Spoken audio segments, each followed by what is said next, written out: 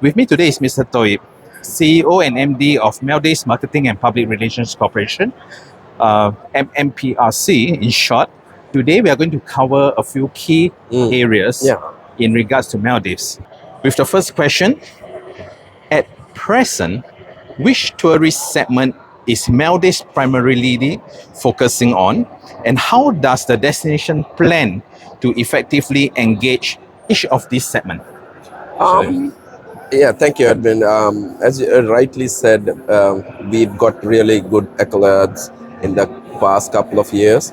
Basically, we promote Maldives as a premier luxury destination, but there's something for everyone because there's one island, one resort, the hotels, and also there's liverboards where it ranges from 2 to 3 kind of 20 rooms floating boats. So it includes the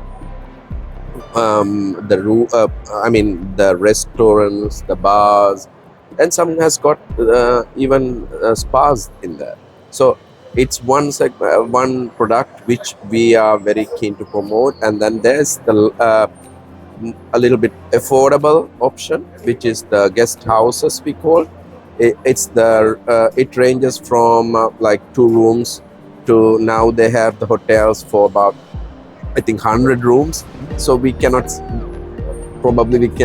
say it's a guest house, but it's more on a hotel side. And then how we move it.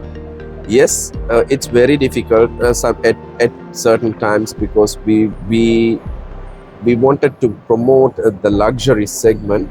At the same time, we have to talk about the guest houses or the affordable options as well. So it's really from a marketing perspective, it's very difficult. But still, we are doing it as a destination, not just specific hotels or resorts or whatever.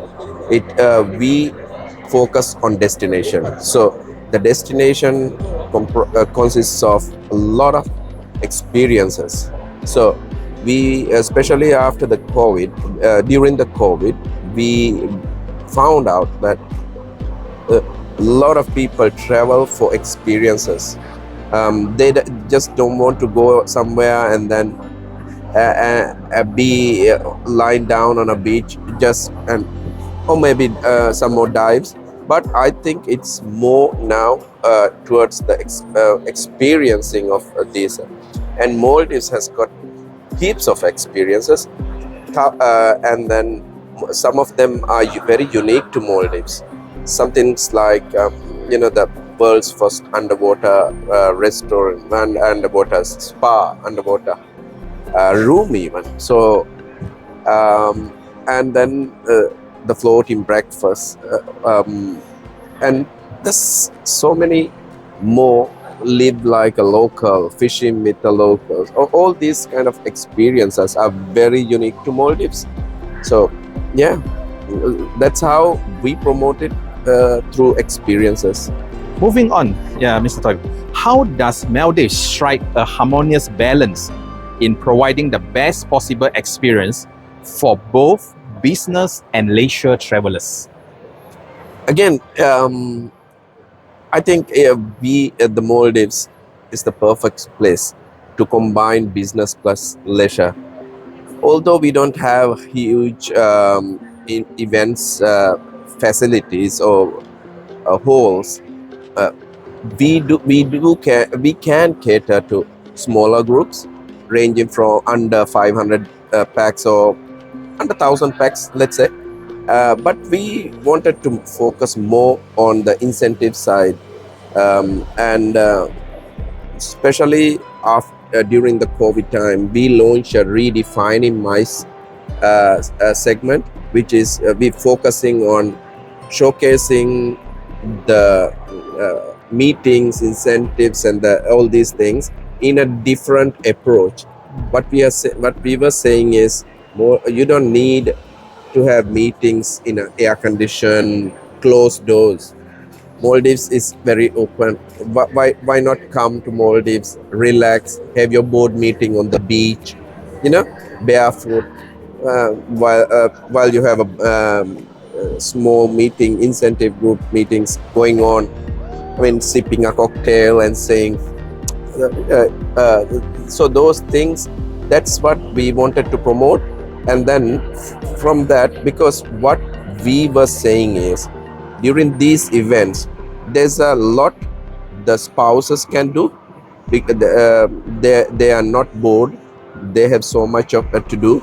There's yoga, there's spa, there's wellness facilities, there's fishing, there's other things. Even for the kids, it's a perfect place. So I would say again that Maldives is the perfect combination for business and leisure. Right. But can I just get your insights? When you say small, Yeah. how small of an incentive group are you referring to? It differs, sometimes we have seen from 5 to 20 to 100 to 200s, and again we asked some of the resorts are catering to it before we started more focusing more on this segment. They've been doing it similar kind of ways, because imagine, I mean, some of these resorts, they have 3-4 restaurants, 2-3 bars, or some coffee shops. I mean, if you approach them for a pack of let's say 500 to 600 people, won't they give or block the one small place for you all, and then it becomes your space? You can even decorate in your brand, in your things. Yeah. So I again, I must say, whatever small it is, we do accommodate actually. What strategies does Maldives have in place to foster the growth of the MICE industry in the upcoming years? And looking ahead, what specific initiatives are in the pipeline to elevate and improve the landscape of the business events in the region? We are not like Singapore or these neighboring countries where we are focusing more on the business big events. So what we are focusing on is smaller gatherings where you can have have the fun side of it while you have some serious meetings. Besides that, we do engage in some marketing activities, joint marketing activities, and take part in these MICE related events together with our industry partners who are willing to do it. We have done some road shows specifically for our industry partners in UK as well on MICE, and it really it was really a good event. And then we did my specific event in India as well, and then there's so many magazines, online magazines related to MICE, and yeah, we do cooperate with them. We do have some marketing campaigns together. How crucial is sustainability for the overall tourism industry in Maldives? And what future projects or plans does Maldives have in store to promote sustainability within the tourism sector in the coming years? Look, sustainability is not just a keyword now. It's very, very important, and the government of Maldives and the tourism industry of Maldives take it very seriously. One thing we find out, one thing we do is try to sustain that natural beauty we have, and there's a lot the resorts or the tourism products are doing to keep their tourism products sustainable. There are some sustainable initiatives carried out, like coral planting and stuff like that, and turtle protection, whale shark protection, and there's so many protected sites now, and the government hope is to have at least one protected site in each atoll. So basically, there are certain really good initiatives by the government plus the private sector where basically they have they own their properties, so they take really good care of their sustainable efforts as well. What are the projected growth and plans for Maldives tourism industry in 2024, 2025? And looking forward, what are the key goals you aspire to achieve, especially for the MICE industry in Maldives?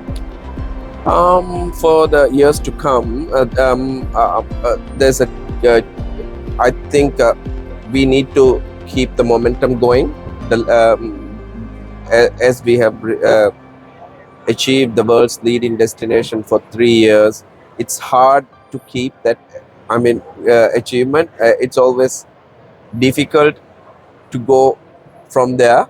So, and then we need strategic actions being taken to promote it, and that actually involves a lot of budgets, which I think would be the key to do much better than what we are doing now.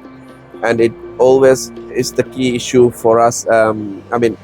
Limited budgets, wanting to do more things, but I think it's not only the budget, it's how creative you think, balance what you are doing, like exhibitions, events, road shows, or go for outdoor advertising or social media or whatever. So it's a matter of what you are doing, making a little bit more creative in the years ahead, and in a more technological, with the technological advancements like the VR, AR, and the AI in place. So using of those as well. So basically, talking about it, it's it's gonna be challenging, while the other competing destinations are so much heavily promoting and spending on their marketing, and it's going to be challenge, but I think Maldives will hopefully be still cruising. I think Maldives is the perfect place, and it's a dream destination for most of your supposed to be a honeymoon destination. But I think, as I said, there's a lot to do, a lot to be explored, and I think it's I welcome especially the Singaporeans or the MICE leisure readers. I think you should plan ahead, have a board meeting, have a small incentive meeting, send your staff there, have a brainstorming and whatever, and welcome to Maldives. That's all for today, and thank you again, Mr. Thoyyib, CEO and MD of MMPRC.